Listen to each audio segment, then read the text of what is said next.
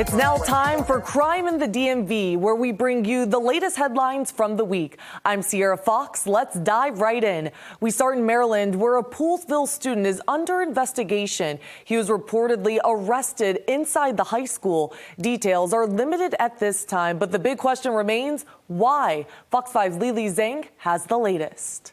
Parents say a lot of that chatter is happening online, but certainly some parents are bringing their concerns right to the school, so much so that the school's principal has released a letter. It was released over the weekend. Now, that letter confirms a student was arrested last Wednesday. The criminal allegations apparently happened off school grounds, but the letter doesn't say exactly what this student is accused of. Now, it also clarifies that the student was not in possession of a firearm or any other weapon during the arrest. That student transferred from the alternative education programs at the Blair G. Ewing Center, though the Poolsville High School principal says the student's reassignment to the school was not the result of any violent crimes or pending charges. One parent tells us that a lot of people are talking about this, so she wants to see more transparency from the school. I'm hearing one story. Yes, the transfer and what he did or what happened allegedly. So we only know. That's all I've heard. Now, we did reach out to the school district about this case. They referred us to that letter that we just showed you. We also did reach out to the state's attorney's office. They again said that because this is involving a juvenile, a lot of the information is not going to be available to the public. In D.C., a tow truck driver rescues an elderly man from a carjacking in Northeast. The heroic action all caught on camera. Fox 5's Shamari Stone has this exclusive report. Some people out here in Northeast are calling this tow truck driver a hero. Namir Ibrahim, that's his name. He was sitting in his tow truck right here where I am parked. Suddenly, a gray Audi SUV drives right over there to pump number 7 here on the 1700 block of New York Avenue Northeast around 3:30 this evening. Now, Namir gets out of his tow truck, jumps down, and now let me show you what happens next. Take a look at this exclusive surveillance video. You can see the elderly driver get out of his SUV to get gas. Now take a look at the suspect, dressed in the light colored jacket, running up to the driver, struggling with him, pushing him, forcing his way into the SUV, and then slams the door. Namir quickly opens the door, grabbing the suspect, throwing him on the ground and holding him down. Moments later, D.C. police show up, and you're now going to hear exclusively from that Good Samaritan tow truck driver, Namir Ibrahim. How are you feeling right now? I feel better now. I feel better. Why? Good. Because I saved somebody. Save somebody? Yes, I've saved somebody's life, so I feel better now.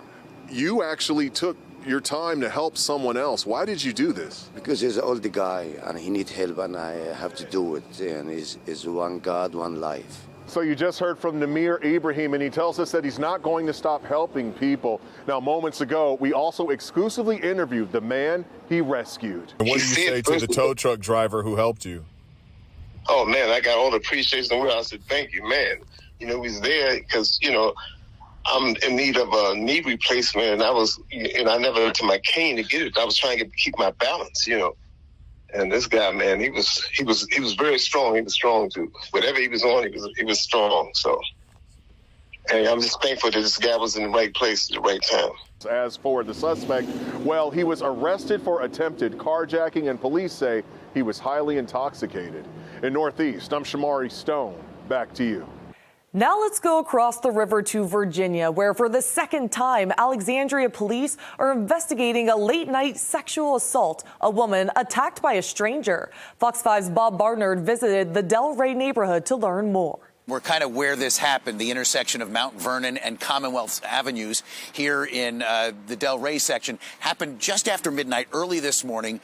The woman says she was out alone walking when the stranger attacked. We can show you what we saw earlier today in some of the neighborhoods around here, an extra Alexandria police presence, not only in marked cruisers, but also detectives going door to door, looking for information, anybody who might have seen or heard something, checking Ring camera footage in case it captured the suspect who got got away. This woman says she was attacked and assaulted, again, just after midnight. She ended up going to the hospital. We're not sure of her injuries, whether they're physical, beyond, obviously, the emotional pain that she's suffering from this. Speaking to folks here in this part of Delray, obviously concerned. Midnight is a little late. My mother always said nothing good happens after midnight, but the community in Delray, this is generally a very safe, family-oriented place. But, you know, I think we do have to be more on guard knowing that this has happened. And thank you for reporting this today, because I actually live down the road and I had no idea. There's been a few incidents in the neighborhood. Over in the church a few blocks away, there was an incident a few months ago. We're always careful, but certainly we'll be on the lookout because of news like this. Now, Alexandria police say this case is not related to an attempted sexual assault about 2.5 weeks ago, just a mile from here in Potomac Yard. That was in the 2200 block of Mainline Boulevard. Same kind of scenario. A woman who scared off her attacker just after midnight. Now, the reason Alexandria police say these cases are not related is because they believe the suspect in that case has been captured, apparently in custody on an unrelated charge in a different jurisdiction. No details about what that person was picked up for or where he is at this moment. But that's, again, why police say they don't believe these two cases are related. But rather strange, within a short period of time, close by, stranger attacks after midnight on women alone walking here in the city of Alexandria. Police say, guys, if you have any information or you are hearing about this now and want to check your Ring camera footage, if you see anything, if you know anything, please give police a call. And back to the district with a heartbreaking story. Police say a puppy was killed at the district dog's Navy Yard location after an employee allegedly kicked him. We now know the name of the 5-month-old dog, Bronny. Here's Fox 5's David Kaplan with the details right after we found out about this senseless tragedy. Good evening to you. That now former district dog's employee in this police report indicated he was in the process of feeding the dog in the morning early on Friday. According to the report, the dog got, quote, too energetic, and he said he tried to calm the dog down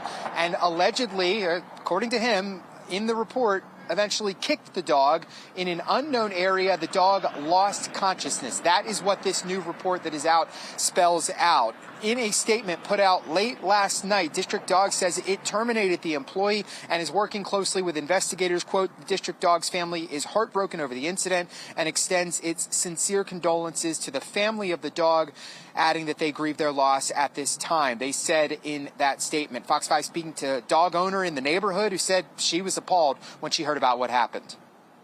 You put your child in somebody's care, you expect them to take good care like you would. And to hear something like this is very upsetting. It's a little overwhelming, to be honest. Fox 5 went to the address listed for the now former employee to get his perspective, but we were not able to reach him. Again, at this time, no charges have been filed. For some additional context here, this is a different location, but yes, the same company that operated the doggy daycare and grooming facility on Rhode Island Avenue that flooded last summer. 10 dogs died in that incident, which led to many questions about the safety of the area as it relates to floods, as well as the 911 response. This incident that we are reporting on today has certainly elicited a lot of reaction, particularly on social media. We have heard from people who say they have had positive experiences with district dogs, but certainly have heard from people who have expressed concerns, particularly in light of this most recent incident. The Humane Animal Rescue is the lead agency investigating this. Certainly, we are hoping to get more information from them in the coming days, and we'll stay ahead of any developments as we learn them.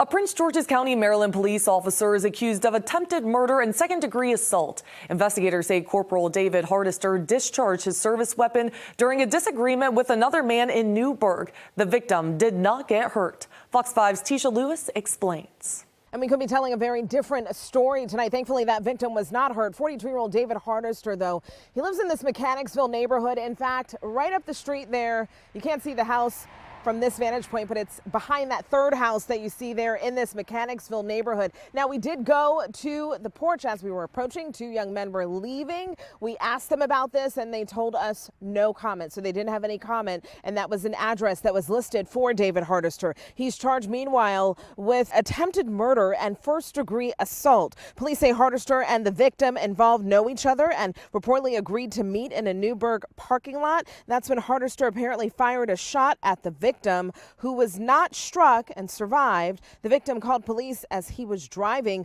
following Hardister, who was also driving away from the scene after the shooting. Police say ultimately they found Hardister's car nearby. Now, earlier in the evening, investigators say there was a domestic dispute at Hardister's Mechanicsville home. We spoke with a former prosecutor turned defense attorney unrelated to the case. I think a lot of times we talk about the mental health of our law enforcement, and I don't know that we can necessarily extrapolate quite that far here. But these are clearly stressors that are going on in this person's life. Difficult, strained relationships. Probably doesn't sound like he's coping too incredibly well with it. So I think most agencies throughout the country are doing what they can do to take care of their first responders and their emotional and mental health to make sure that their personal lives don't sort of result in this. Meanwhile, police say Hardister and the male victim were arguing, and as the victim again walked away, Hardister fired a single shot using his service weapon but missed. Again, he was off duty. Meanwhile, tonight he is being held at the Charles County Detention Center. He is on administrative leave without pay. Well, that does it for this week's Crime in the DMV. Make sure you tune in next week to stay ahead with Fox 5 here on Fox Local as we continue to bring you the latest updates.